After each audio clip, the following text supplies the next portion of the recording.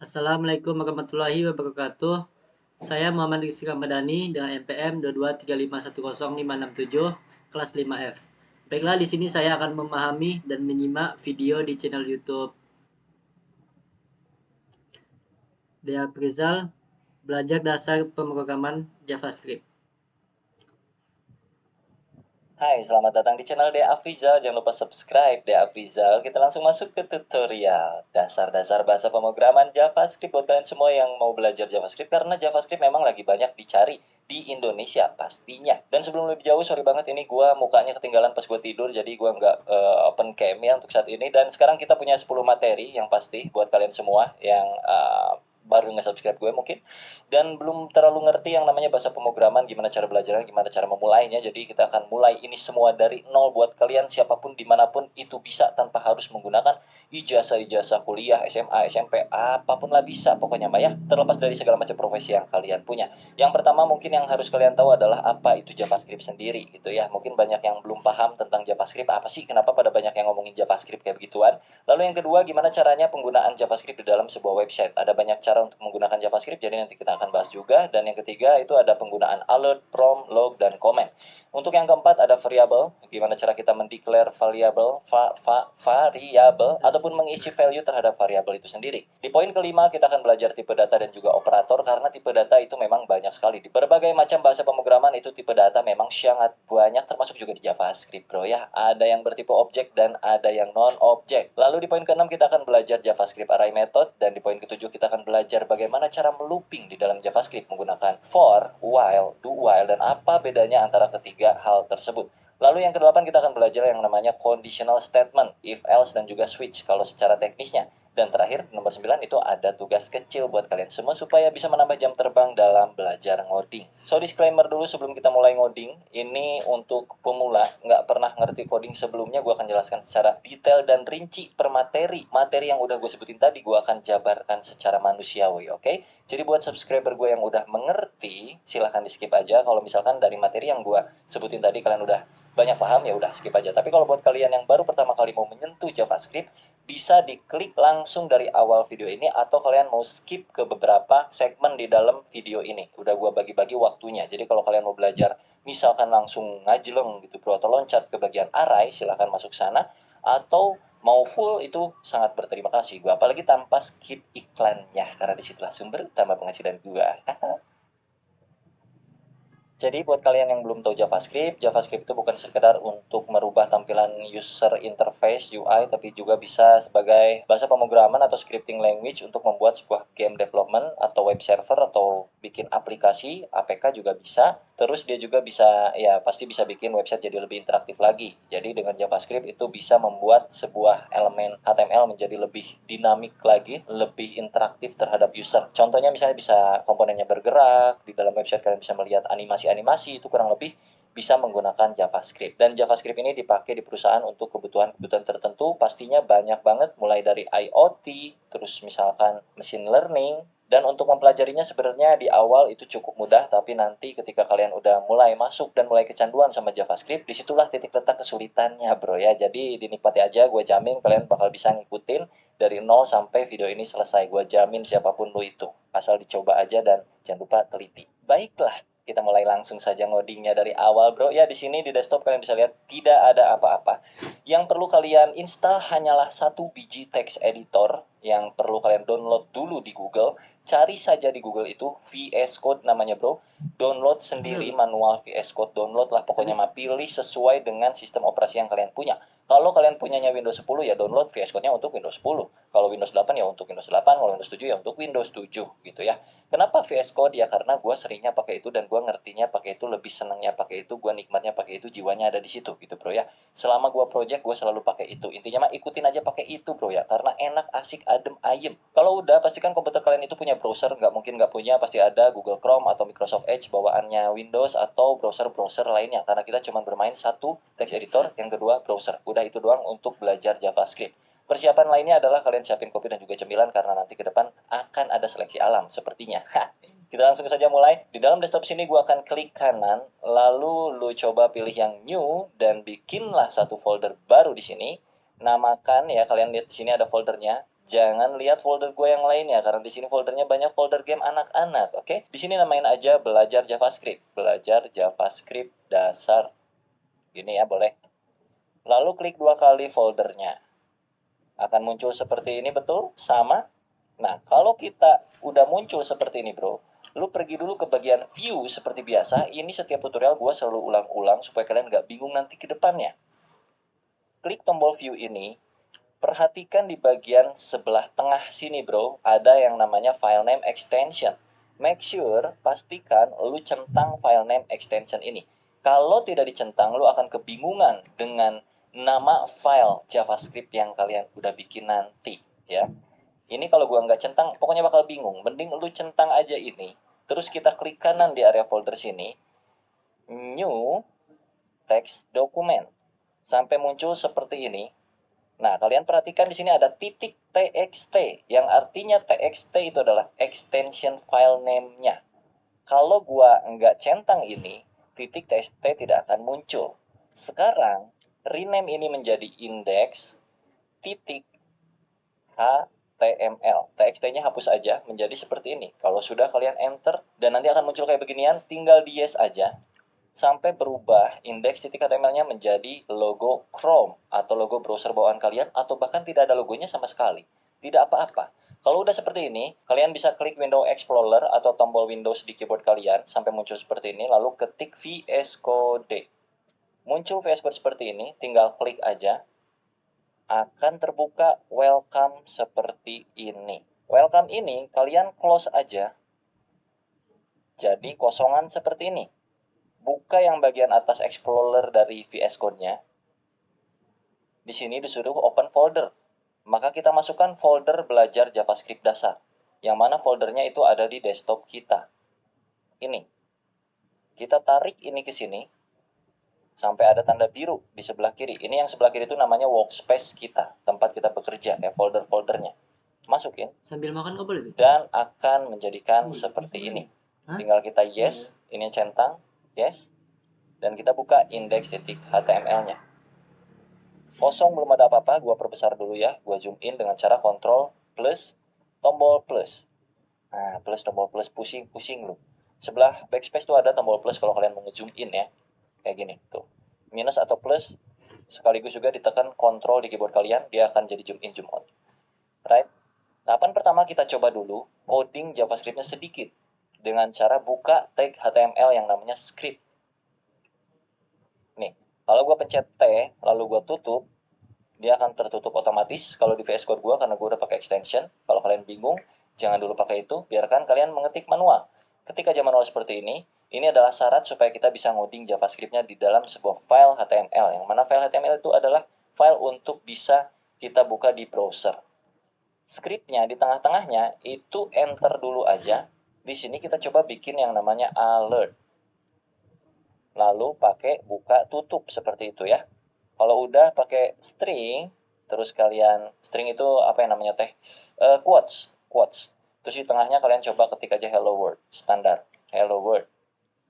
Lalu kalian save dengan cara Ctrl plus S. Kalau udah, buka lagi browsernya. Ini kita klik.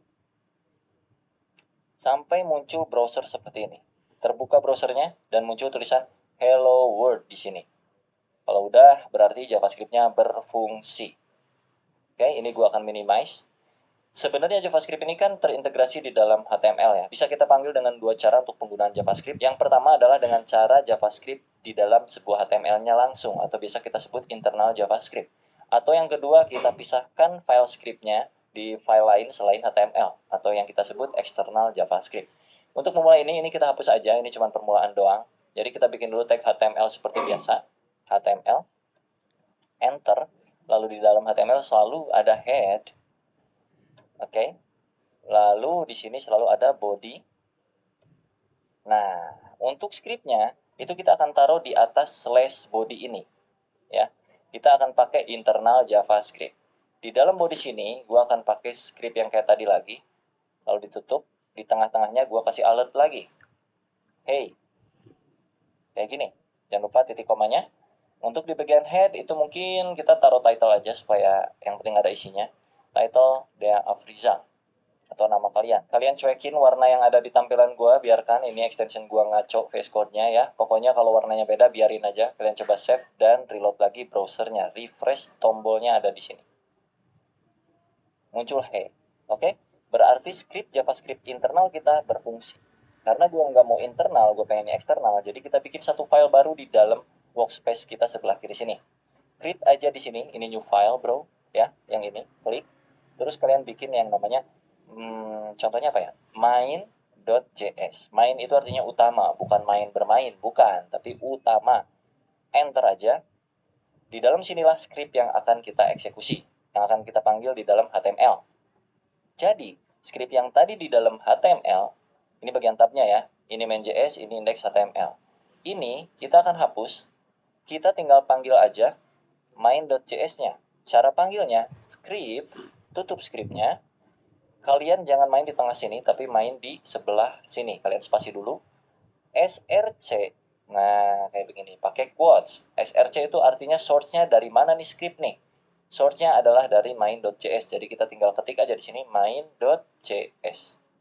Kalau udah di save, supaya tampilan websitenya seenggaknya ada tulisan sesuatu. Jadi kita di sini tulis aja H1 belajar JavaScript dasar. Save. Jangan lupa buka tutup elemennya. Untuk JavaScript-nya seperti ini. Dan ini akan memanggil file main.js yang artinya JavaScript yang ada di dalam main.js akan terpanggil otomatis di HTML sini. Jadi kalau gua buka browser, pas gua refresh, dia udah muncul belajar JavaScript dasar, tapi belum ada alertnya. Alertnya nggak perlu kita ketik lagi di sini, karena kita udah pakai eksternal JavaScript. Yang mana eksternal JavaScript-nya? Yaitu yang main.js. Ini. Di sini kita coba alert. Hey ho. Save. Oke. Kalau sudah, kita refresh lagi browsernya. Hey ho-nya udah masuk. Artinya eksternal JavaScript kita sudah berfungsi. Oke, sekarang kita akan belajar yang namanya alert, prompt, log, ataupun comment. Alert itu kurang lebih yang memunculkan ke bagian halaman browser, seperti tadi kalau kita refresh, ini alert, itu bawaan dari JavaScript-nya. Terus ada juga yang namanya prompt, ada juga yang namanya log, dan codingan itu bisa juga di comment, yang artinya tidak akan tereksekusi. Kita mulai dulu ya. Ini kalau kita nggak mau pakai, kalian bisa ketik Ctrl tekan plus slash yang ada di sebelah shift keyboard kanan kalian. Jadinya seperti itu. Atau kalau pusing, di sebelum alert sini kalian pencet aja slash slash. Jadinya seperti ini. Kalau kalian save, terus refresh lagi browsernya, alertnya tidak berfungsi. Yang mana artinya slash slash ini adalah sebuah blok komen supaya codingan kalian tidak akan tereksekusi. Tujuannya apa? Tujuannya untuk memberitahu kepada developer lainnya, kepada programmer lainnya kalau bagian codingan ini adalah codingan apa, misalnya kayak gitu kurang lebih. Dan juga bisa dengan cara seperti ini. Slash bintang. Misalnya sini alert lagi, lalala. Prison flag dulu, energinya gak habis-habis. Hasilnya bombastis. Kalau di sini bintang-bintang slash. Yang artinya ini sama saja. Kalau kita refresh, tetap tidak berfungsi. Tapi kalau ini kita buka, dia akan muncul lalala ke sini. Nah, lalala. Oh iya, untuk yang bagian quotes itu bisa quotesnya 1 ataupun quotesnya 2. Kayak yang tadi. Kalau gua kayaknya pakainya 1 aja ya, lalala. Ini bisa 2 seperti ini ataupun bisa 1. Tapi sekarang kita pakainya 1 aja, nggak usah 2. Untuk alert kurang lebih seperti itu. Jadi semoga kalian paham penggunaan alert itu untuk supaya ada pop-up-nya. Dan yang kedua kita akan pakai yang namanya console log. Console titik log, misalnya di sini, hey ho lagi, save. Apa bedanya dengan alert? Si console log ini akan muncul ke halaman yang berbeda, bukan di bagian pop-up. Kalau kalian ini save, jangan lupa Ctrl S ya untuk nge-save ya. Kalau nggak di Ctrl S atau nggak di save itu nggak akan berubah. Jadi, pas kalian reload di sini tidak terjadi apa-apa. Tidak seperti alert, bro. Kalau alert kan muncul pop-up. Kalau console log itu ada di bagian sini, perhatikan. Klik kanan di browser kosongan ini.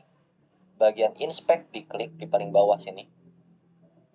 Akan muncul seperti ini ya, bro. Sama kan ya? Pergi ke bagian console sini. Lalu hey ho-nya ada di sini. Nah, ini yang dinamakan untuk kebutuhan troubleshooting ke depannya. Biasanya kita kalau kerja itu troubleshootingnya kalau di bagian JavaScript itu via log atau console log seperti ini. Jadi nanti data ataupun apapun yang kita bikin itu biasanya muncul dulu di sini sebelum kita eksekusi untuk munculkan kayak macam fitur-fiturnya ke dalam browser gitu, ke dalam user interface yang bisa dilihat sama orang. Nah, kalau di sini itu sebagai troubleshooting atau debugging di dalam proses pengembangan development web, kurang lebih kayak gitu. Lalu di poin ketiga kita kali ini ada yang namanya prompt.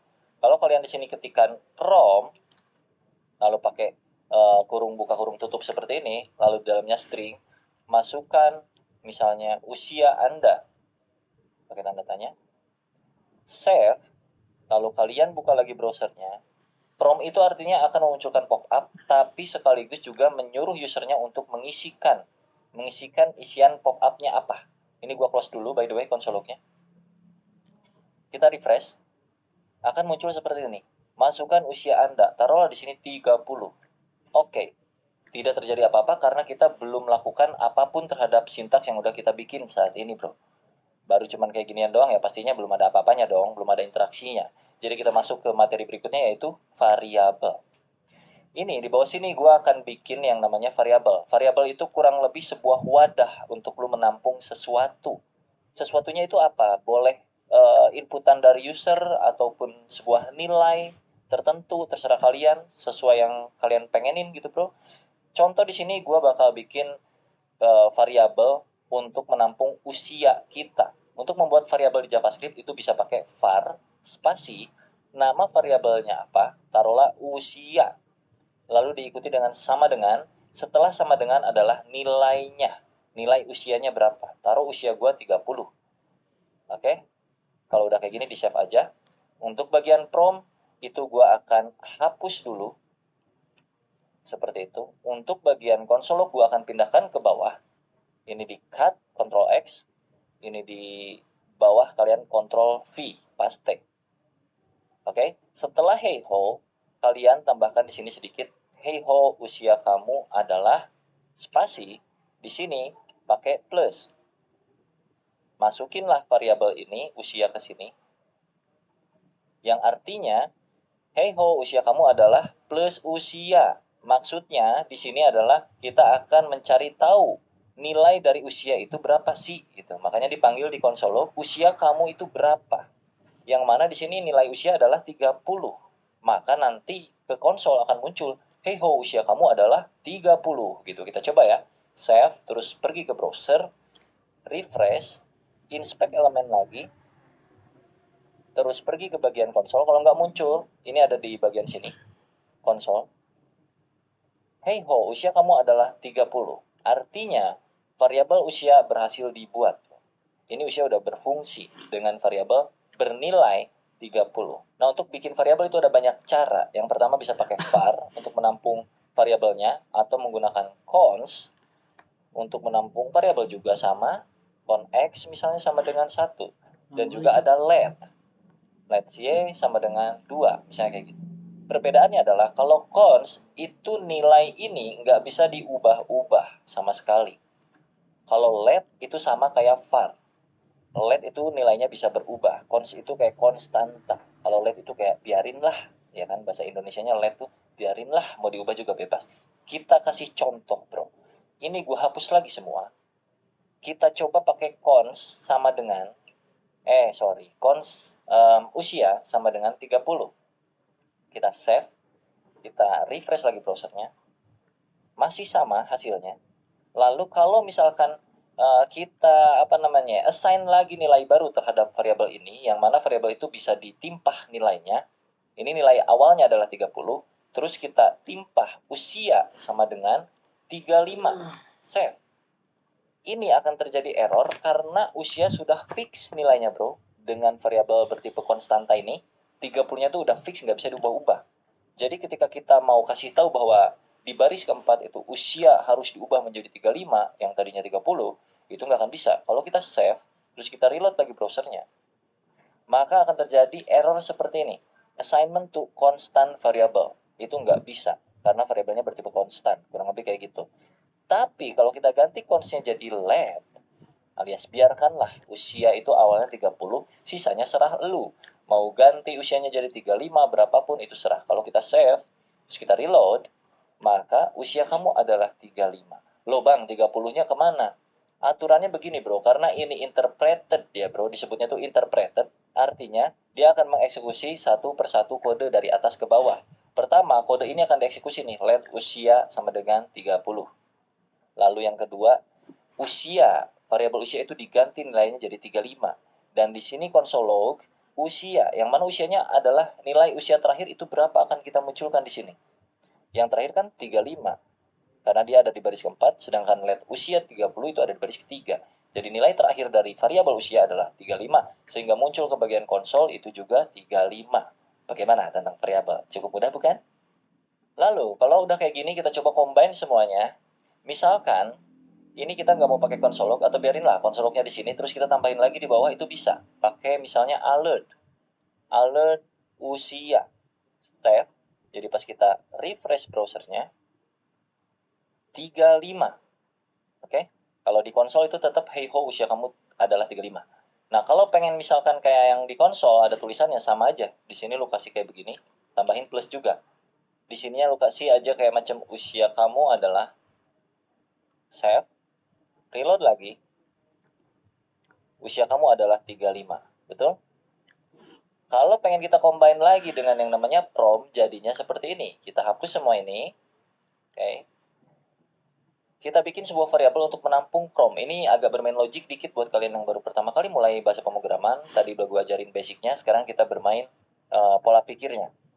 Karena kita bisa menampung sesuatu di dalam sebuah variabel, artinya prom yang tadi, prom ini, ya kayak gini, berapa usia kamu? Kalau kita save, kita reload, kan dia suruh, mana ya? Loh kok kagak muncul ya? Oh kurang T, sorry. Ini kurang T, prompt. Kalau kita save, terus kita reload, berapa usia kamu? 33. Nah, gue pengen setelah usernya menginputkan usianya berapa, gue pengen sistemnya bakal munculin pop-up usianya tuh berapa sebenarnya. Ya. Jadi, artinya prompt ini kita masukin aja ke sebuah variabel. Di sebelah kiri kita bikin dia let usia sama dengan kayak yang tadi ya, bro. Nah, daripada kita mengetikkan secara manual di sini usianya 30, gue pengen tuh user aja yang ngetikin usia lu berapa. Ntar dijawab sama sistem usianya sebenarnya berapa, kayak gitu kurang lebih. Di sini tinggal kasih alert aja. Usia Anda adalah plus usia. Sama aja kurang lebih. Cuman kita masukin prom ke dalam sebuah variabel. Kalau udah di save, terus kalian reload lagi browsernya. Berapa usia kamu? Taruhlah 45. Kalau oke, muncul alert usia Anda adalah 45. Berhasil, teman-temanku? Oke, kita lanjutkan. Untuk yang ini gue akan hapus dulu. Bagian ini juga gue hapus. Kita akan coba cari tahu tipe data di JavaScript itu ada apa aja. Tipe data itu kurang lebih value dari sebuah variabel itu bernilai apa, jenisnya. Contoh, let x, janganlah, let nama sama dengan, pakai kutip seperti ini, Dea Afrizal. Terus kalian bikin lagi di bawahnya, misalnya let usia sama dengan 30. Oke, terus kalian gabungkan di dalam sebuah konsol log menjadi seperti ini, atau alert boleh. Nama Anda adalah plusnya di luar, nama, plus lagi, dan usia Anda adalah plus lagi usia. Kalau di save menjadi, nama Anda adalah Dea Afrizal dan usia Anda adalah 30. Oke, nama ini bertipe string. Gue akan kasih komentar di sini. Tipe string. Usia berarti tipenya adalah integer atau number. Integer number. Karena dia angka. Untuk angka itu nggak perlu pakai string seperti ini. Kutip atau quote seperti ini nggak perlu. Karena dia bertipe angka. Misalkan gue punya tinggi badan. Let tinggi badan. Nah, kalau dua kata seperti ini, dua suku kata. Kata kedua itu gue huruf besar biasanya. Atau ini tuh di bahasa pemrograman disebutnya camel case. Sebutnya ya. Jadi kata pertama itu huruf kecil semua. Terus untuk kata keduanya itu awalan dari kata keduanya itu kapital. Tinggi badan itu misalkan gue pengen ada komanya. Nah, koma di dalam JavaScript itu bukan pakai koma di keyboard, tapi pakai titik. Jadi misalnya tinggi badan gua 173.5 cm kayak gitu. Ini biasanya tipe double disebutnya atau float kayak gitu. Sebenarnya lebih kompleks lagi nanti kalau kita bahas double dan juga float karena ada batasan-batasan tertentu. Tapi untuk saat ini kita cukup ketahui dulu bahwa ini adalah sebuah koma dengan menggunakan titik di keyboard kita, bukan pakai koma ya. Jadi ini bersifat number sebenarnya, tapi numbernya itu bukan bilangan yang tanpa koma, tapi ini bilangannya ada komanya. Jadi biasanya itu disebutnya double atau float, kurang lebih kayak gitu. Lalu berikutnya tipe datanya ada kosong aja. Jadi misalnya let berat badan. Oh, itu di sana. Tangan Semua. ibu hebat Di loh. Kosaldo. Bantuan ibu bantu-bantu dan bilaku meredam. Aku pakai Fix Vapora. Baiklah. Pijatan hangat bantu redakan batuk, pilek, hidung tersumbat, dan pegal. Fix Vapora. Udah, nggak pakai sama dengan, nggak pakai apa. Ini artinya belum ada nilai atau ini apa namanya ya. Cuman dibikin dulu variabelnya dan nanti variabelnya akan diisi kapan-kapan kayak gitu. Nanti akan kita contohkan pengisiannya seperti apa. Jadi biarkanlah seperti ini. Terus misalnya gue bikin lagi satu variabel, taruh aja namanya misalnya apa ya, pacar. Pacar sama dengan gue belum punya pacar misalnya, gue kasih 0. 0 itu juga tipe data. Kalau di JavaScript ya agak sedikit aneh, 0 itu nggak tahu lah. Pendefinisiannya seperti apa ya. Intinya kurang lebih 0 itu tidak bernilai atau tidak, kayak gimana ya, gue susah jelasinnya Pak. 0 itu kosong lah, kurang lebih kayak gitu ya. Nggak ada apa-apanya gitu. Nah, daripada kita memunculkan semua data ini dengan cara plus seperti ini, gue akan hapus ini dan kita bikin dengan cara yang agak sedikit mudah. Alert, buka, kalian pakai backtick di sebelah keyboard kalian. Di sebelah angka 1 keyboard kalian. Jadi sebelah kiri angka 1 di keyboard tuh ada yang namanya backtick seperti ini. Nah, kita akan masukkan satu persatu. Misalnya nama saya pakai $, pakai kurawal seperti ini. Masukin variabelnya. Nama saya adalah nama, ya kan? Nama saya nama, yang mana nama adalah Deafrizal. Lalu di sini misalkan usia saya itu $30. Artinya usia saya itu kok 30, sorry, usia. Usia saya itu usia, yang mana usia nilainya adalah 30. Lalu di sini tinggi badan saya adalah $, apa isinya berarti? Tinggi badan. Huruf besar kecil itu sangat berpengaruh, spasi juga sangat berpengaruh, titik koma dan segala macamnya, jadi hati-hati ya. Nah, di dalam coding itu sangat sensitif ya, antara spasi, salah kutip dikit, salah huruf dikit itu sangat berpengaruh. Ini pemanggilan harus sama persis seperti apa yang ada di atas ini, jadi nggak boleh beda, oke? Lalu terakhir itu yang berat badan dan juga pacar ya. Misalkan di sini berat badan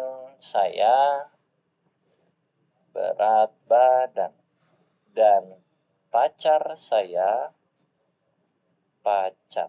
Kalau kita save Ctrl S, nah jadi kan kayak gini ya. Ini kalian bisa enter sebenarnya bebas. Jadi intinya di dalam kurung ini ada backtick dan isian dari apa yang mau kita munculkan ke browser. Kalau kita refresh browsernya, ini gua close by the way. Refresh. Muncul nama saya Deafrizal, usia saya itu 30, tinggi badan saya adalah 173,5, berat badan saya undefinite dan pacar saya 0. Undefinite kenapa? Karena belum ada value-nya di sini. Ya. Oke? Undefinite karena belum ada value-nya di variabel berat badan. Coba kita refresh lagi. Undefinite ini artinya belum ada nilai. Kalau kita kasih nilai di bagian bawah sini, berat badan sama dengan 100 gua cuman 60 kilo misalnya gitu. Jadi kalau untuk mengisi nilai variabelnya terakhir nanti kapan-kapan itu nggak perlu pakai let lagi. Jadi let ataupun cons ataupun var itu cuma dijabarin satu kali aja deklarasinya ya bro. Sisanya kalian tinggal panggil-panggil seperti ini tanpa harus pakai let, cons kayak gitu-gitu lagi. Berat badan 60. Jadi kalau kita refresh browsernya itu akan berubah, bukan undefinite lagi. Nah, supaya lebih lengkap lagi tadi kita tambahin cm misalnya. Tinggi badan saya adalah tinggi badan, sini cm, cm. Berat badan saya adalah berat badan cm. Cm, kg. Kita save, cek browser, refresh. Nama saya Deafrizal, usia saya itu 30, tinggi badan saya adalah 173,5 cm. Berat badan saya 60 kg dan pacar saya 0. Nah, karena gua nggak mau pacar sayanya tulisannya 0, maka kita akan langsung masuk ke yang namanya pengkondisian. Oke? Masih Supaya di basicnya alert semalam. sini nggak muncul Masih basicnya kondisi semalam. null, maka kita mesti validasi. Untuk validasi dalam JavaScript itu kita pakai yang namanya if else, atau ini biasa kita sebut pengkondisian lah di dalam bahasa pemrograman ya. Jadi codingannya kurang lebih di atas alert, karena ya, kenapa di atas alert? Ya karena alertnya itu kan di paling akhir. Nah, kita butuh pacar saya ini harus tervalidasi dulu, terkondisikan dulu, supaya nggak muncul null. Artinya di atas alert sinilah kita ngoding. If buka tutup seperti ini, artinya jika, nah ini kan logik nih, standar nih. Sudah Jika 9 menit, pacar sama dengan null, nah apa yang akan kita lakukan? Sama dengan ini artinya apa ya, komparasi atau perbandingan. Jadi kalau mau bandingin variabel dengan nilai tertentu atau dengan variabel lainnya, itu pakai sama dengan atau pakai tidak sama dengan. Tidak sama dengan artinya ya kayak apakah pacar tidak sama dengan 2 atau pacar tidak dengan 1, kayak gitu-gitu kurang lebih. Sekali berapa Tapi jam? untuk kasus ini kita pakai sama dengan dulu. Jika pacar sama dengan null, nah, karena tadi kita udah belajar yang namanya Aldo, assignment udah variable siap? atau mengisi nilai ke variabel, maka Berapa jamnya? ini kan let nih, artinya kita bisa ubah-ubah nilai pacar. Kita akan ubah pacarnya di sini. Jika pacarnya nilainya 0, kita akan ubah pacar sama dengan satu aja sama dengannya, belum punya. Else, nah else itu adalah pengecualian lainnya. Else pacar sama dengan udah punya, bolehlah kayak gitu, udah punya. Jadi kalau dibaca kurang lebih kayak gini. Jika variabel pacar itu bernilai 0, yang mana yes, saat ini variabel pacar itu bernilai 0, jadi otomatis akan masuk ke kondisi pertama yang if ini. Ya, karena kondisi dari variabel pacar memang nilainya adalah 0. Jadi pacar akan diganti nilainya menjadi belum punya. Yang tadinya 0 jadi belum punya. Tapi kalau pacar itu bukan 0, yang mana itu adalah di dalam else. Else itu artinya selain dari kondisi yang pertama. Kondisi pertamanya kan pacar sama dengan 0. Tapi selain dari kondisi tersebut, eksekusi yang ini. Yang mana pacar akan diubah menjadi udah punya. Kalau kita save, maka pacar saya yang tadinya 0 akan berubah menjadi belum punya. Gitu. Kita coba refresh browsernya. Lihat ini. Pacar saya belum punya. Betul? Kalau misalkan gue ganti di sini bukan 0, taruh aja gue punya pacar 1. Maka kalau gue refresh lagi browsernya, dan pacar saya udah punya, kayak gitu ya. Kenapa udah punya? Karena di sini masuk ke kondisi yang else, selain dari kondisi yang pertama. Ketika statement pertama atau kondisi pertama tidak terpecahkan, alias tidak matching, tidak sama, tidak cocok, maka akan masuk ke yang else. Else itu artinya selain dari kondisi-kondisi yang ada. Dan ada jenis pengkondisian yang lainnya bisa pakai yang namanya switch. Nah, ini kan if else. Kalau kita mau pakai switch, ini gue komen dulu ya. Ini block, control, slash. Lalu gue bikin di sini switch. Kayak begitu bro. Buka tutup. Kurawal, enter. Diikuti dengan case. Apa, Bi? Dan juga break. Apa, Mas? Case di sini nanti bakal pakai titik 2, jadi tunggu aja. Untuk switch yang di dalam buka tutup ini, apa sih yang mau kita compare? Yang mau kita compare adalah pacar. Seperti itu. Pacar. Nah, case adalah kasusnya. Pacar adalah statementnya. Jika pacar dengan perilaku seperti apa di sini, misalnya gitu ya. Jika pacar case-nya 1, nah, titik 2, apa yang akan dilakukan? Contoh di sini gue akan melakukan replacement lagi. Pacar diganti jadi punya 1 aja. Lalu, kalau ada case berikutnya, kita bikin di bawah break sini, case 2. Kalau pacarnya 2, apa yang akan kita lakukan? Pacar akan kita replace dengan punya pacar 2. Aku cukup playboy. Gitu. Lalu kita break lagi di sini. Lalu, di sini ada kondisi default. Default. 3 tanda anak Anda memiliki kemampuan pemrogram. Pertama, anak terus-menerus main games, misalnya Roblox atau Minecraft. Artinya, break. Titik 2. Defaultnya, pacar sama dengan belum punya pacar. Yang artinya selain 1 dan 2, secara default atau secara bawaan pabrik, itu pacar akan bernilai belum punya pacar. Tapi kalau pacarnya bernilai 1, yang mana sekarang kan pacarnya bernilai 1 nih, maka akan diganti pacarnya jadi punya 1 aja. Yang tadinya number diganti jadi string seperti ini ya, tipe datanya. Lalu di break artinya ya udah gitu, statement 1 kelar. Lanjut ke statement 2, kalau pacarnya punya 2, yang mana sekarang nilainya bukan 2, jadi nggak akan masuk sini sebenarnya. Tapi kalau andai kata dia 2 nilainya, maka akan masuk ke sini. Replacement variabel pacar menjadi string dengan isian nilai punya pacar 2, aku cukup playboy. Dan kondisi standarnya, jika tidak memenuhi nilai 1 dan nilai 2, maka kondisi default dari pacar adalah bernilai belum punya pacar. Kalau kita save, kita reload lagi browsernya. Nama saya Dafrizal, usia saya 30 dan berat badan bla bla bla bla bla, dan pacar saya punya 1 aja. Oke? Sesuai ya, karena di sini juga 1 dan masuk ke kondisi yang 1. Nah, kalau di sini gua ganti jadi 2. Kita save dan kita coba refresh browsernya, harusnya masuk ke kondisi yang ini ya, yang playboy. Kita coba reload. Boom. Aku cukup playboy ya. Saya punya pacar 2, aku cukup playboy.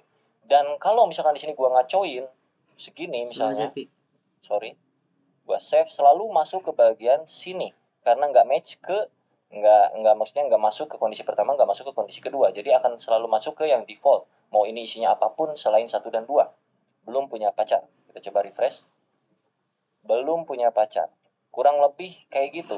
Sama aja sebenarnya kayak if else, cuman kalau yang switch itu pengkondisiannya kayak gini aturan mainnya. So, gue akan balikin ini pakai if else lagi karena menurut gue lebih relevan aja kalau untuk kasus seperti ini pakai if else. Gue delete ini dan kita buka yang ini dengan cara control slash. Oke, kita akan tambahkan 1 alert lagi di sini untuk memunculkan saldo kita ceritanya. Jadi gue akan bikin di sini 1 variabel baru di bawah sini. Let saldo awal sama dengan misalkan gue punya duit 50.000. Let saldo tambahan sama dengan 3 atau 80.000. Oke. Lalu gue akan bikin alert baru di sini untuk memunculkan saldo awal dan saldo tambahan. Pakai backtick lagi. Saldo awal saya sebesar, pakai dolar kurung kurawal saldo awal. Dan saldo tambahan yang akan saya miliki sebesar dolar kurung kurawal saldo tambahan. Save dulu. Jadi kita punya 2 alert dan kalau udah di save kita cek lagi browser. Alert pertama itu akan muncul duluan seperti yang tadi. Lalu pas di OK akan muncul alert kedua. Saldo awal saya sebesar 50.000 dan saldo tambahan saya yang akan saya miliki sebesar 80.000. Kalau kita OK berakhir. Nah, kita tambahin dulu RP di sini biar agak enak ya. RP titik dan juga RP titik sebelah sini biar lebih relevan. Refresh. Oke. Saldo awal saya sebesar 50.000 dan juga saldo tambahan sebesar 80.000. Gua pengen di sini kita tambahkan jadi total saldo yang saya miliki adalah sebanyak titik-titik gitu ya. Titik-titiknya gimana caranya? Kita akan bermain yang namanya operator di sini, Bro. Untuk tahu berapa totalnya berarti kan tinggal ditambahin aja. Nah, cara menambahkannya kita bikin dulu 1 variabel penampung nilai akhir dari saldo kita. Kita akan pakai cons di sini. Nilai saldo akhir sama dengan saldo awal ditambah saldo tambahan. Artinya, variabel saldo akhir adalah sebuah rumus. Rumusnya adalah saldo awal ditambah saldo akhir, kayak Microsoft Excel Pro, kurang lebih kayak gitu.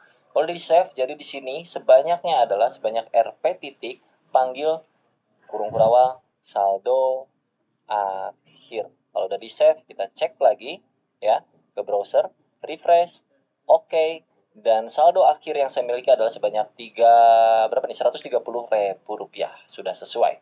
Apakah kalian berhasil? Oke, kita akan lanjutkan lagi. Misalkan di sini kalian punya hutang, jadi kita akan bermain yang namanya operator ya kan, plus minus kali bagi kayak gitu-gitulah standar. Sebenarnya kalau di codingan untuk level yang saat ini nggak begitu rumit. Jadi taruhlah di sini kalian punya hutang, cons hutang sama dengan Kalian punya utang ya 30.000 dah. 30.000. Artinya saldo akhir itu apa? Saldo awal ditambah saldo tambahan dikurangin utang. Betul? Kurangin utang. Jadi mestinya 5 plus 8 kan 13 nih. Dikurangin 30.000. Jadinya 10.000 harusnya 100.000 terakhir ya kan. Kita coba reload lagi browsernya. Reload yang kedua. Nih. Jadi saldo yang saya miliki adalah sebanyak 100.000 rupiah karena ada hutangnya. Kalau misalkan pengen kali-kalian ya udahlah kalian bikin lagi aja di sini misalnya cons x sama dengan 3, cons y sama dengan 5, cons z sama dengan x dikali y. Misalkan kayak gitu. Untuk memunculkan z-nya berarti tinggal di sini alert z. Atau kalau pengen lebih bagus lagi ya kayak pakai backtick lagi tadi gitu bro. Misalkan nilai x sama dengan x dan nilai y sama dengan y, maka hasilnya adalah z ya. Nilai x sama dengan x dikali nilai y sama dengan y, maka hasilnya adalah z. Kalau kita save, alert pertama itu akan muncul yang ini, sisanya sama aja kayak tadi. Pas kita reload, nilai x sama dengan 3 dikali nilai y sama dengan 5, maka hasilnya adalah 15. Kalau dibagi, ini kita bagi. Misalnya x dibagi y. Taruhlah x-nya 9, y-nya 3. Jadi kalau kita save, otomatis ini ganti dulu nih. Tadinya kali, jadi dibagi. Nilai x dibagi nilai y, maka hasilnya adalah, kita refresh. Nilai x sama dengan 9 dibagi nilai y sama dengan 3, maka hasil akhirnya adalah 3. Kalau misalkan ininya 2 gimana kan 9 bagi 2 susah tuh 4,5 munculnya apa di sini? Kita coba aja save gitu bro. Reload lagi browsernya. Nah, nilai x sama dengan 9, nilai y sama dengan 2, maka hasil akhirnya 4,5. Berubah tipe datanya yang tadinya integer menjadi float atau double atau desimal gitu kurang lebih ya, walaupun sebenarnya sama-sama aja masih number juga, number. Oke, karena ini udah mulai mumet, kita hapus semuanya, ingat-ingat aja, atau kalian playback videonya ulang lagi ke belakang. Kita akan belajar var aja gitu ya bro, dan sekarang itu diganti ke LED jadinya untuk standarnya. Kok sih LED dan cons ya, LED dan cons. Taruhlah di sini kita punya LED nama guru sama dengan right. Taruhlah nama guru, save. Yang ke pertama ini Jody, maka di sini kita pakaiin siku seperti ini. Jody itu ada di urutan keberapa? Ini urutan pertama, ini urutan kedua, urutan ketiga. Itu secara bahasa manusia. Tapi kalau di dalam bahasa pemrograman, itu angka pertama mulai dari 0. Jadi urutan pertama itu bukan 1, tapi 0. Ini 0, ini 1, ini 2. Kalau kita mau manggil Jody, itu di sininya berarti 0. Artinya nama guru yang muncul ke bagian pop up itu hanya nama guru dengan urutan ke 0. Ini namanya array ya bro ya. Kita coba reload. Jody yang muncul di sini. Kalau kita pengen Rahman berarti kita harus tahu urutannya. Jody, Bunga, Rahman. Rahman ke bukan ketiga bro, tapi kedua karena dari sini kan 0, 1, 2. Jadi di sininya pakai 2 seperti ini. Save. Kita reload lagi. Rahman. Kalau Bunga berarti dia ada di nomor 1. 0, 1, 2. Save. Kalau kita reload, Bunga. Berhasil ya. Nah, kalau kita mau tambahin isi arraynya itu kayak gimana? Bisa di sini, kayak gini lagi, atau kita bisa tambahkan di luar. Contoh, di sini gue pengen nama guru itu bertambah dari tadinya 3, sekarang kita tambahin beberapa biji, 2 misalnya. Jadi, kita ketik aja nama guru, titik push, yang artinya push itu untuk masukin nilai baru ke dalam sebuah variabel array. Nah, push ini push kemana? Push ke nama guru. Masukin di sini string secara langsung. Taruhlah kita akan memasukkan Dea dan juga kita akan memasukkan Fikri. Kalau kita save, jangan lupa pemanggilannya kita munculin semua dulu. Supaya memastikan bahwa Dea dan Fikri masuk ke dalam list nama-nama guru. Karena kita udah push lewat metode ini. Kita save dan reload browsernya. Sekarang sudah bertambah Jody, Bunga, Rahman, Dea, Fikri. Kalau kita mau hilangkan nilai pertama di dalam array ini, urutan ke-0 ya, urutan pertama atau indeks ke-0, itu disebutnya, urutan tuh disebutnya indeks. Kalau di bagian looping lagi, kalau di bagian apa nih namanya teh? Array. Jadi indeks ke-0 itu Jody akan kita hapus dengan cara seperti ini. Nama guru dot shift, yang artinya Jody akan hilang. Sekarang kita reload lagi. Bunga, Rahman, Dea, Fikri. Jodinya sudah hilang. Betul? Kalau misalkan yang terakhir pengen dihilangkan, si Fikri ini kan yang terakhir nih. Kalau kita mau hapus, berarti pakai di sininya nama guru dot pop untuk menghapus yang terakhir. Jadi kalau menghapus yang awal itu shift, kalau menghapus yang akhir itu pop. Kalau kita reload, sekarang cuma ada Bunga, Rahman, dan Dea. Bunga, Rahman, dan Dea. Kita juga bisa menggunakan metode lain untuk membuat array. Contohnya misalkan kita punya variabel yang nilainya masih kosong arraynya. Let nama guru sama dengan kosong seperti ini. Lalu kita isi di luar. Nanti isinya misalnya kayak gini, nama guru indeks ke 0 atau urutan pertama itu siapa? Misalnya Dea. Nama guru urutan ke 2 atau indeks ke 1 itu misalkan Fikri. Lalu kalau kita alert nama gurunya, maka yang terjadi adalah kalau kita refresh, Dea dan Fikri. Jadi sama aja kayak tadi, tapi ini karena kebetulan nama gurunya itu bersifat let, artinya bisa ditimpah lagi nilainya. Jadi yang awalnya nilainya kosong itu kita isi dengan cara seperti ini. Yang artinya nama guru di urutan pertama itu diisi dengan Dea, nama guru di urutan kedua alias indeks 1 itu diisi dengan nilai Fikri. Kalau misalkan kita mau hapus lagi nilai pertama itu sama aja nama guru titik apa tadi shift, jadi Dea bakalan hilang. Refresh. Fikri doang tersisa. Kalau pengen hapus Fikri berarti pop. Kayak gitu. Refresh, sisa Dea. Kurang lebih kayak gitu, bro. Oke, sekarang kita akan hapus ini semua karena kita akan belajar yang namanya looping. Yang pertama kita akan belajar yang namanya for loop. Jadi looping ini untuk mengulang sesuatu berkali-kali. Kita contohkan dulu kalau tanpa for loop ya. Misalkan di sini gue punya alert atau punya konsolog deh. Kita main konsolog sekarang. Nama saya Dea. Oke, save. Terus kita buka browser. Bagian inspect elemen kita cek kalau konsolog seperti biasa. Pergi ke sini. Nama saya Dea. Nah, kalau gue pengen nama Dea-nya muncul 3 kali, 1, 2, 3 dengan cara copy paste aja gitu, bro ya. IG sama Ini YouTube-nya nggak sih? IG Ctrl sama C, apa nggak sih? Enter, Ctrl V. Enter Sama lagi file Ctrl V, enter lagi Ctrl V. Untung nggak salah nyebut anjir. 1, 2, 3, 4. Sebanyak 4 kali karena dia terlooping sebanyak 4 kali. Kita coba reload. Ya kan? 1, 2, 3, 4. Nah, kalau dengan for kita nggak perlu capek-capek ngetik satu persatu seperti ini. Oke, jadi tahapan pertamanya adalah kalian ketikkan for yang artinya tuh untuk melooping ya. Yang artinya kita akan mengulang data sebanyak sekian kali terserah kita maunya berapa. Jadi tahapannya ada 3 biji statement yang harus kalian tulis di sini. 3 statement. Statement pertama itu ya udah langsung aja sini ya. Kita bikin satu variabel. Statement pertama itu untuk inisialisasi variabel. Jadi taruhlah di sini ada variabel bernama i dengan nilai awal sebanyak 1 atau 0. Nilai i awal itu 0. Titik koma. Lalu statement keduanya adalah perkondisiannya. I akan berhenti ketika kapan? I akan berhenti jika i kurang dari sama dengan 10 misalnya. Titik koma. Lalu apa yang akan kita lakukan?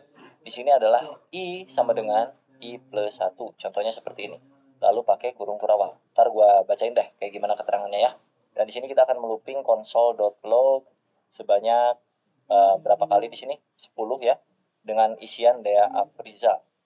Jadi kalau ini dibaca kurang lebih variabel pertama itu i bernilai 0 di awal kali sebelum ini terlooping. Lalu jika i-nya kurang dari 10, maka apa yang akan dilakukan? I-nya akan ditambahkan nilai i ditambah 1. Yang artinya misalkan ya 0 terus akan terlooping sekali, berarti 0-nya plus 1 jadi 1. Lalu 1 akan lanjut lagi menjadi 1 plus 1 jadi 2. 2 akan dilanjut lagi jadi 2 plus 1 jadi 3 sampai mencapai ke kondisi yang ada di tengah sini, statement kedua. Yang mana statement kedua adalah kondisinya. Jadi i akan berhenti kalau nilai i-nya itu kurang dari 10. Sorry kalau kayak gini berarti kalau kita baca itu nilainya nggak akan sebanyak 10 tapi sebanyak 11 karena di sini mulainya dari 0. 0 sampai ke 10 itu akan jadi 11 ya nggak? 0, 1, 2, 3 lu hitung deh itu bakal 11 nilainya. Tapi kalau di sininya 1 sampai ke kurang dari 9 10 artinya dia akan mencapai 1, 2, 3, 4, 5, 10 berarti 10 biji di average-nya. Jadi kalau kita save dan kita reload ini akan muncul sebanyak 10 kali. Nah, 10 Dea Afriza. Kalau misalkan ininya 20, maka ini akan berubah jadi 20. 20 di Afriza. Itu untuk perulangan menggunakan for yang fungsinya supaya kita nggak harus ngetik konsolog sebanyak 20 kali ya kan. Besok Ya libur kali lu semua, ketik Cok. 20 biji anjir konsolog libur sepanjang semua itu besok. males juga ya kan. Jadi mending di looping aja sebanyak ini gitu, kurang lebih bro. Nah, kalau misalkan kita punya data array di sini, Aja nonton bola kan. misalkan nama guru yang tadi ya sama dengan Dea, Fikri, misalkan Retno, sama Bunga. Ada 4 ya kan. Terus kita konsolog ini. Taruhlah ini gua komen dulu, gua konsolog nama gurunya di sini. Konsol titik log. Nama guru. Yang muncul ke bagian konsol akan menjadi seperti ini ya, 0, 1, 2, 3. Nah, sedangkan nanti ketika kalian kerja itu kasusnya nggak akan kayak gini, pasti harus di mapping disebutnya tuh. Nah, salah satu cara mappingnya tuh bisa dengan banyak metode pastinya, tapi bisa juga pakai for. Kalau pakai for artinya begini. Ini gua hapus dulu konsolnya. Kita buka lagi for-nya. I itu pertama bernilai 1, lalu I kurang dari 20. Nah, ini 20-nya kita ganti nih supaya kita bisa mapping data ini sebanyak jumlah data yang ada di array sini. Nah, untuk mengetahui jumlah data yang ada di array sini, kita konsol log dulu di sini, konsol.log nama guru .length yang artinya supaya kita bisa tahu jumlah panjang data dari sebuah array. Oke, kalau kita reload maka ada 4 nih jumlah datanya. Nah, supaya dinamis, 20 ini kita ganti jadi nama guru .length, titik length. Nama guru titik length. Kayak gitu. I sama dengan I plus 1 atau kita bisa ganti dengan cara I plus plus. I plus plus itu artinya I sama dengan I plus 1. Penulisan di sebuah codingan ya, biar lebih sederhana pakai I plus plus. Untuk bagian konsolog kita bisa hapus aja. Nah, lalu kita konsolog di sini nama gurunya. Ini hapus isiannya. Nama guru dalam kurung alias siku-siku itu karena kita mau memapping datanya sebanyak I. Ya, sesuai dengan apa yang ada di dalam sini. Kalau kita reload maka Fikri, Retno, Bunga, undefined. Undefined itu siapa? Dea. Kenapa? Karena mulainya dari 1 bukan dari 0. Jadi kita mulai dari 0. Kalau kita reload maka Dea, Fikri, Retno, Bunga. Ini undefined apa? Karena kita pakai sama dengan di sini. Jangan pakai sama dengan. Kita reload. Dea, Fikri, Retno, Bunga. Aman muncul di sini. Kalau dibaca kurang lebih kayak begini bro. Pertama, nilai I atau urutan itu 0 ya kan. Terus I akan di looping sebanyak jumlah data yang ada di sini. Lalu ditambahkan I-nya. Lalu yang kita konsol adalah nama guru indeks keberapa. Nah, di sini kan tuh nilai I bertambah terus nih bro. I pertama itu sama dengan 0. Terus I kedua sama dengan 1. I ketiga sama dengan 2 ya kan. I1, I2, I3 sampai seterusnya I4.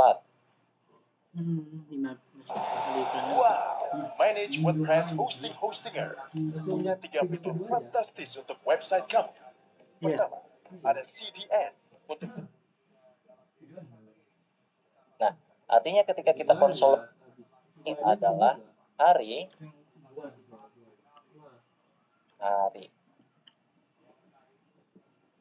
Hari ini adalah hari 1. Nah, satunya ini ganti jadi Senin. Ya, kalau 2 berarti jadi Selasa. Kalau 3 jadi Rabu kayak gitu-gitu. Ini mau konsolog, mau alert juga boleh. Terserah kalian. Tugasnya kurang lebih itu aja untuk kalian. Silahkan diulik semuanya. Dan nanti kalau udah kelar silahkan tag Instagram gue dea.afrizal. Kalian tag aja hasil tugasnya untuk nomor 1 dan nomor 2. Kalau berhasil gue akan restory ya bro ya. Kurang lebih kayak gitu untuk belajar JavaScript di video kali ini. Mungkin nanti akan ada lanjutan di part 2-nya masih untuk pemula sampai nanti kita akan belajar yang advance seriesnya. Semoga bermanfaat buat kalian. Jangan lupa diklik tombol subscribe-nya dan juga loncengnya karena gue akan update terus setiap hari seputar bahasa pemrograman ataupun teknologi lainnya. Thank you banget udah nonton tutorial ini sampai akhir. Buat kalian yang struggling sampai sekarang dan mencoba-coba walaupun error tapi tetap mencoba, tetap semangat karena gue yakin suatu saat lo akan berhasil. Yang penting teliti dan juga cermati apa yang kalian ketik dan perhatikan aja. Beda koma itu ngaruh, beda titik itu ngaruh, beda spasi itu juga ngaruh, huruf gede, huruf kecil itu juga berpengaruh. Jadi silahkan di troubleshooting sendiri. Semoga bermanfaat. Sampai jumpa di lain waktu. Semoga harimu menyenangkan. Salam God bless. Kurung Kurawal. Bye-bye. Baiklah, ini video yang kedua. Oke, kita lanjut lagi belajar JavaScript. Seperti yang bisa kalian lihat di YouTube gue tuh udah ada satu playlist baru namanya JavaScript tutorial, dan ini khusus kita lanjut lagi belajar seputaran JavaScript. Buat kalian yang masih pemula, pengen belajar dari nol, itu ada playlistnya. Bisa dicek di homepage gue atau masuk ke menu playlist ini, atau kalian bisa klik juga di bagian judul dari playlistnya di sini. Kalau kalian klik akan muncul banyak, nggak banyak sih, masih 2 video, jadi bakalan gue update terus untuk playlist JavaScript-nya. Nanti kalau kalian cek ke dalam playlistnya, di sini bakal sesuai urutan ya. Jadi yang paling atas tuh yang awal, terus lanjut ke 2, 3, 4, 5, 6 sampai seterusnya. Cuman memang kalau dibilang struktur nggak terlalu terstruktur juga, tapi intinya semua materi JavaScript akan gue masukkan ke playlist itu. Ke HTML-nya ataupun memanipulasi datanya juga bahkan, atau JavaScript yang sering kita pakai aja gitu ya. Dan yang ketiga kita akan belajar yang namanya styling langsung di JavaScript. Lalu yang keempat kita akan belajar yang namanya event, dan juga yang terakhir itu nomor 5 ada tugas kecil. Untuk persiapan seperti biasa sama aja, masih pakai struktur folder yang terakhir kita pakai belajar di beberapa video pemula JavaScript di playlist gua. Masih folder yang ini, belajar JavaScript dasar. Dan di dalam folder tuh cuman ada index.html dan juga main.js ya, buat kalian yang belum tahu isian foldernya kayak gimana. Dan kalau lu belum punya, lu bisa ikutin playlist gua yang JavaScript tuh dari video yang satu dulu, biar bisa foldernya sama kayak kita. Oke, kita mulai. Di sini gua akan buka VS Code-nya. Untuk buka VS Code mungkin kalian udah bisa ya harusnya, atau memasukkan project ke dalam VS Code itu kalian harusnya udah bisa, karena kalian harusnya udah nonton dulu video-video sebelumnya. Oke, di sini ada indeks HTML, gua rekap sedikit, dan juga di sini main.js gua kosongkan, gak ada apa-apa karena kita akan belajar dari nol lagi untuk dokumen object model, karena itu berbeda ranah dari yang sebelumnya di tutorial gua di playlist JavaScript-nya. Untuk indeks HTML-nya itu cukup kita panggil JavaScript-nya doang. Di sini di baris ke-7 kurang lebih di HTML-nya itu kita integrasikan main.js-nya ke dalam HTML sini kayak begini. Oke, di sini strukturnya cuma punya title doang. Title-nya di sini ada Dea Afrizal dan juga ada H1 belajar JavaScript dasar.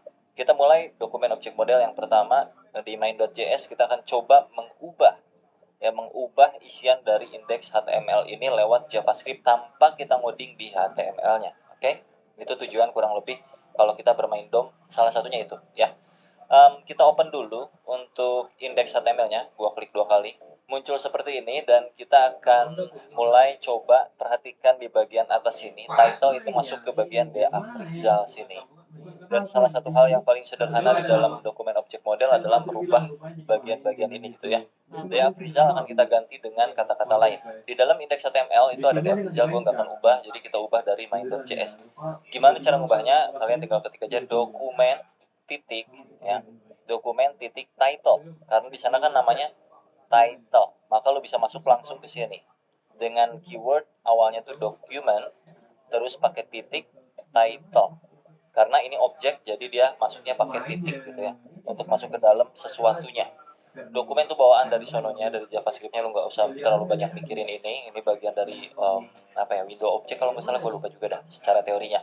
Tapi intinya kalau mau masuk ke bagian title, lu ketik aja dokumen.title. Cuman sebelum kita ubah, lu mesti tahu dulu apa isi dari dokumen.title sebenarnya, ada atau enggak, dengan cara troubleshooting yang selalu gue bilang. Dengan cara apa? Masih ingat? Console.log dalam kurung dokumen.title. Jangan lupa di save. Terus lu pergi ke browser lagi dan refresh browsernya. Kalau tidak terjadi apa-apa, karena di sini kita bermainnya console log, maka kita pergi ke klik kanan, inspect, cari di bagian console sini. Oke, console. Dea Afrizal. Jadi dokumen title saat ini adalah Dea Afrizal. Mana tadi? Aduh. Nah, ini ya. Sekarang kalau kita ubah dokumen.title, ini masih nyambung dengan materi yang kemarin ya, materi yang assignment to variable, kurang lebih assignment values to variable. Jadi kita masukin values baru untuk title, yaitu taruh aja di sini siapa nama lu, Fikri Gobles misalnya gitu ya, Fikri Gobles. Lalu save lagi. Oke. Lu lihat di bagian browser, kalau lu refresh, bagian title di bagian sininya, di bagian tab browsernya itu berubah jadi Fikri Gobles. Kalau kita console log di bagian sini untuk dokumennya lagi, console.log dokumen.title, maka title terakhir itu akan menjadi, kalau kita refresh, Fikri Gobles yang awalnya di Afrizal berubah menjadi Fikri Gobles. Itu materi pertamanya, sederhana. Kita nggak akan terlalu banyak mainin si title, jadi ini konsol gua hapus dulu. Ini gua hapus. Kalau kita mau ambil isian HTML-nya, ini H1 ini, itu berarti dia kan ada di dalam body. Maka kita bisa panggil dia lewat dokumen.body. Cara mengetahuinya seperti biasa, troubleshooting dengan cara console log dulu aja. Console.log, save. Lu akan lihat ada apa aja elemen yang ada di dalam body. Kalau kita refresh browsernya,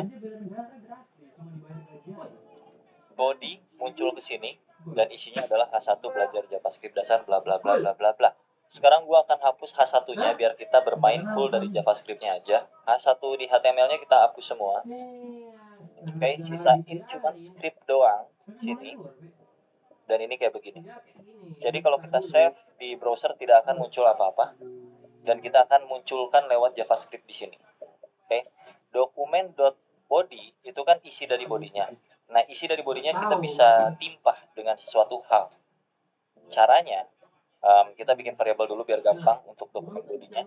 Bikinlah fonts body di sini sama dengan dokumen body. Jadi nanti untuk mengakses bagian elemen body itu tinggal panggil body tanpa harus panggil dokumen.body biar agak lebih ringkas gitu ya. Dan kalau lu mau isi bagian bodinya dengan sesuatu, lu bisa pakai yang namanya body append. Dalam kurung isi apa yang mau lu keluarkan di browser gitu. Taruhlah di sini seperti biasa ya, hello world.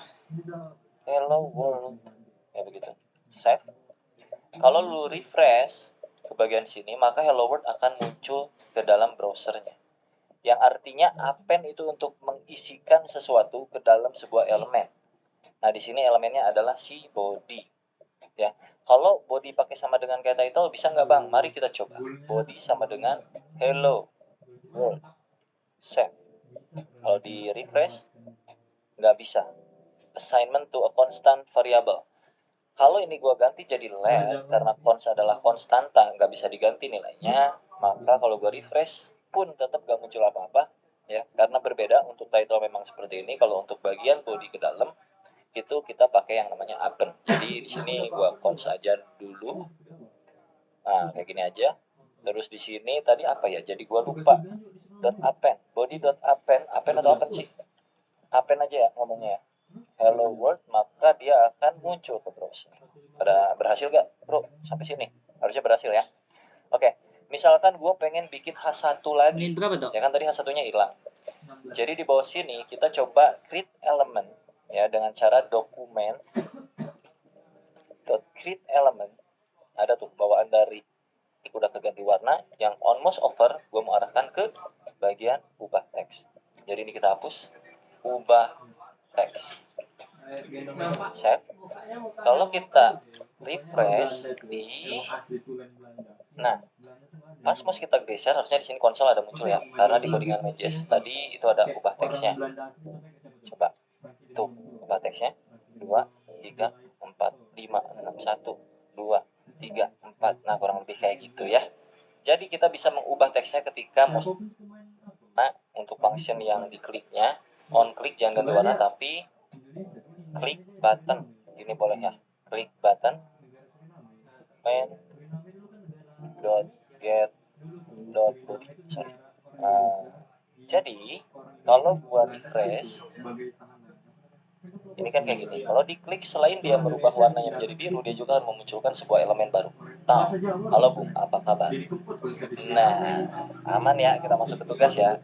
Tugas kecilnya adalah munculkan sebuah elemen HTML baru dengan isi berupa teks bertuliskan nama kalian. Oke. Tapi bukan ketika tombol diklik. Bukan. Tapi melainkan ketika tombol ini digeser ke sini, ya, digeser nih mouse digeser ke yang klik 2. Kalian kerjanya di klik 2 aja ya. Ketika mouse digeser ke bagian klik saya yang kedua ini, tombol yang kedua, pas masuk mouse-nya ke dalam, munculin sebuah teks di sini. Pas mouse-nya keluar, ubah warna teks yang baru. Taruh lagi nih ya, pas gua mouse-nya masuk sini kan muncul tuh elemen kayak begini. Nah, ini mouse masih di dalam nih. Pas mouse gua keluar, ubah warna si teks ini. Gimana? Mengerti kan? Itu tugasnya. Sangat-sangat mudah. Iya. Jadi buat kalian semua Easy. semangat mengerjakan tugasnya. Kalau berhasil dengan cara apapun terserah kalian, tergantung logik kalian masing-masing. Implementasikan lewat codingan yang kayak macam beginian. Semuanya clue-nya sudah gua kasih.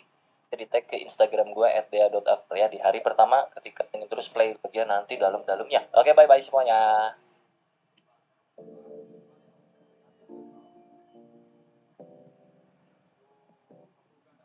Pingin belajar software engineering tapi pusing karena nggak bisa coding? Jangan terah dulu, sini kita bantu. Ajarif.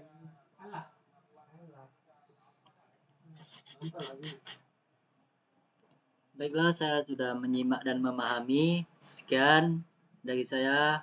Assalamualaikum warahmatullahi wabarakatuh.